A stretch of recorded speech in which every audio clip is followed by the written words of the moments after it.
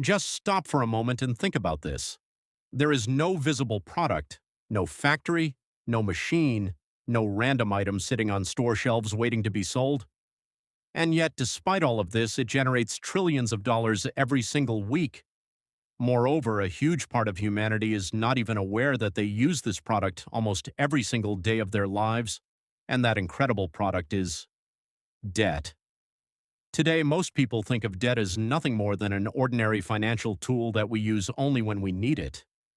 But when you look back at history, you encounter something completely different, because debt did not become what it is today through coincidences.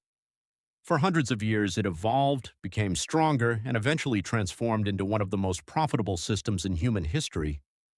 It financed the wars of kings, it played a major role in the rise and collapse of empires, it made governments dependent on it, and it transferred the money of millions of people to others without them even realizing it. But the most interesting part of all this is the following. If you asked anyone today, how was the debt system created, or why does it sit at the center of the modern economy, the chances are high that they would not be able to give you a proper answer, because this is not just a story about economics, it is also the story of money, power, and control. At its simplest form, debt is nothing more than a promise. You receive the amount of capital you need today, and in return you promise to pay it back in the future.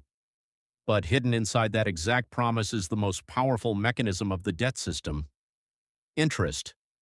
Because interest does not simply allow you to make money, it turns time itself into money. Income you have not earned yet, years you have not lived yet, and the labor you will provide in the future all begin to be priced today. Humanity realized the consequences of this thousands of years ago. In ancient Mesopotamia, people wrote their debts onto clay tablets, but rulers would occasionally declare debt forgiveness, erasing all recorded debts. Do you know why? Because when society became crushed under the weight of debt, the system began to stop functioning properly. People stopped producing, they lost their freedom, they used a large part of the money they earned to repay their debts, and as a result, the economic order began moving toward collapse. A similar idea can also be seen in the Hebrew Bible. It stated that every 50 years, the debts of indebted people should be erased. The logic was simple. If debt was not kept under control, it could become powerful enough not only to enslave individuals, but to capture an entire society. However, as time passed, some people discovered something far more profitable. Instead of eliminating debt, they realized that managing it could bring much greater wealth. In medieval Europe, the Catholic Church banned the practice of charging excessive interest. But merchants and bankers found a way around these restrictions. They presented loans as trade agreements. They created financial strategies that did not appear to be debt. The rules were the same, but the system had changed, and the financial sector had once again found a way to survive. Then the Renaissance period began. Powerful banking families like the Medici family of Florence proved that it was possible to become one of the most influential forces in the world without creating armies. They were not conquering cities, they were not collecting territories, they were providing credit to kings, to popes, to merchants. And with every loan they provided, they were not only making money, they were also gaining political power. Debt was no longer just an ordinary financial transaction. Slowly, it was becoming one of the most essential tools of power, and the turning point that would completely change the entire story began exactly here. From this point onward, the only thing that would change was not just the economy, the rest of world history would also change. The period that truly started everything was the 17th century. Until that time, a large part of every state's power depended on the gold and silver stored in its treasury.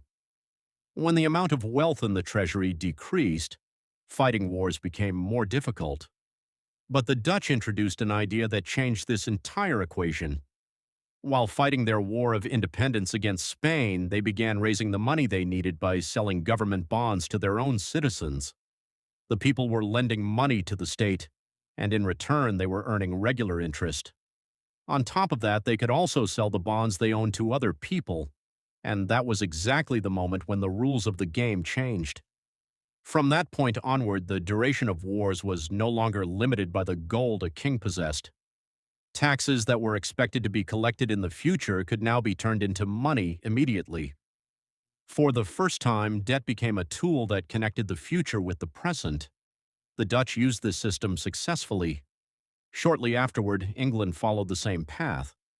When the Bank of England was established in 1694, government borrowing was no longer just a temporary solution, it became a permanent system. From then on, governments did not borrow money only when they were in trouble. They began paying off old debts with new debts, continuing this cycle in a stable and constant way. The system that seems normal to us today was considered one of the greatest financial revolutions of that era. The bankers who operated this system also became indispensable in the eyes of governments, because from that moment onward, they were not only providing money, they were controlling the system that allowed governments to survive. Debt was no longer a simple agreement between two individuals. It had become one of the fundamental pillars of states. And on top of that, the profits were incredibly large. Lending money to a government became one of the safest investments in the financial world, because governments still had the power to collect taxes. Thanks to this, wars that once could have brought kingdoms to collapse were able to continue for many years. Every new war created new debts.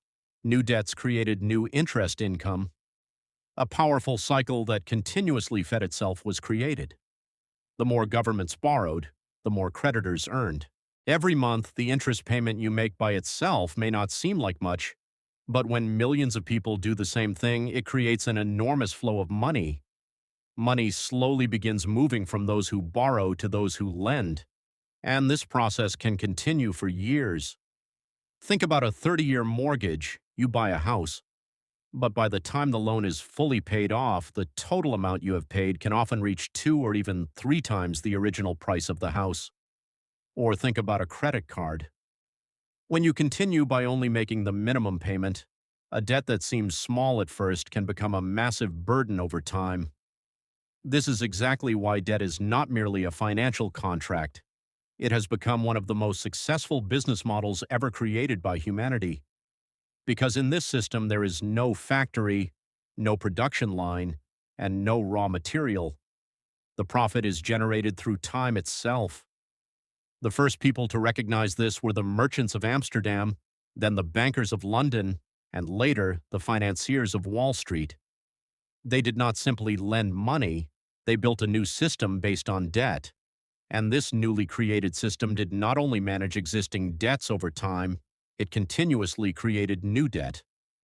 Because as the system grew, the need for new credit grew with it. By the middle of the 20th century, debt had become one of the fundamental pillars of the global economy. When the Bretton Woods agreements were signed in 1944, institutions such as the IMF and the World Bank were created to provide financing to countries. But over time, debt stopped being merely a tool for making money. It also became a powerful mechanism of control. Countries could receive loans, but in return they were required to accept certain conditions. Debt was no longer only producing economic power, it was also producing political power. Some countries whose debt grew excessively eventually became unable to make economic decisions completely on their own.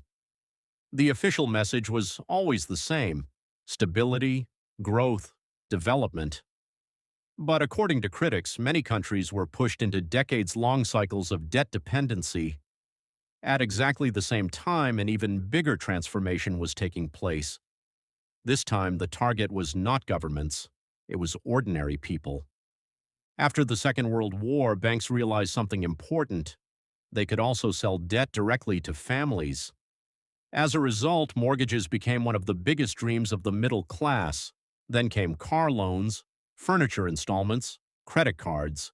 And without people even noticing, debt became one of the most ordinary parts of everyday life. Buy now, pay later. This was not just an advertising slogan. It was one of the strongest messages of the new economic order. For banks, this system became almost a gold mine. Millions of people were paying interest regularly every month, and this income continued for years. Governments benefited from it as well. Consumption supported by credit created the appearance that the economy was growing. Companies increased their sales thanks to spending made with money that had not yet been earned. And in this way, debt transformed into the invisible engine of the modern economy. However, every system has a limit. During the 1970s and 1980s, many developing countries borrowed enormous amounts of money. When interest rates increased, these debts became impossible to sustain. In 1982, Mexico announced that it could no longer repay its debts, and the global debt crisis began. The solution was, once again, more debt.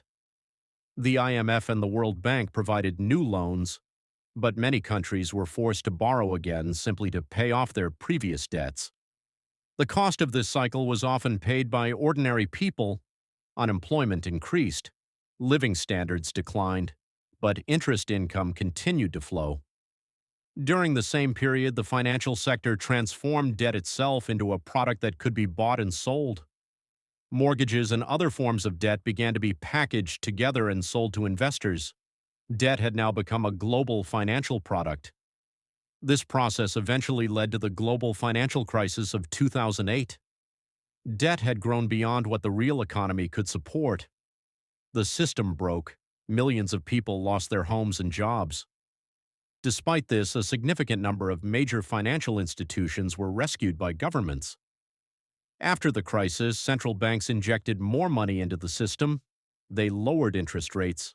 As a result, governments, companies, and individuals borrowed even more. Today, global debt is at the highest levels in history. Debt is no longer just a financial tool. It is a massive market on its own. Every interest payment is a transfer of wealth moving from the person who borrows money to the person who lends it. That is why debt is neither completely evil nor completely innocent. But trying to live within a debt-based system without understanding how it works is like playing a game without knowing its rules. From the clay tablets of Mesopotamia, to the bond markets of the Netherlands, to Wall Street's financial products, and to today's debates about digital currencies, this entire story tells us one thing: the people who control the speed at which money flows are often the ones who determine the rules of the game. If this video gave you a different perspective, don't forget to subscribe to the channel, man. I seriously mean it. Make sure you subscribe. Because history does not only tell us about the past, it is one of the most powerful ways to understand today and to see tomorrow.